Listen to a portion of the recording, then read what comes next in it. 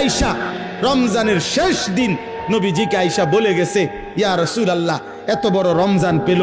ইফতার, সাহারি, তারাবি, এতেকাফ, শবে কদর, প্রতি ঘন্টা মিনিটে এত মাফ নেওয়ার সুযোগ থাকার পরেও যেই নাফরমান জাহান্নাম থেকে বাঁচার চেষ্টা করে নাই, গুনাহ থেকে আল্লাহর কাছে মাফ নেয় নাই, জান্নাতের জরুর আশা পূর্ণ করতে পারে নাই, আমল করতে পারে নাই, খোদার কসম নবীজি বলছে, জিব্রাইল আয়েশা বলছে, ইয়া রাসূলুল্লাহ, এমন নাফরমানের উপরে আল্লাহর লানত, আল্লাহর লানত, লানত, লানত। নবী বলছে আমিন, আমিন। মানে নবী বলছে, হ জিব্রাইল, আমিও বললাম আল্লাহ এমন লানত আপনি কবুল করেন এই নাফরমান উম্মতের উপরে, আমি নবীরও লানত, যা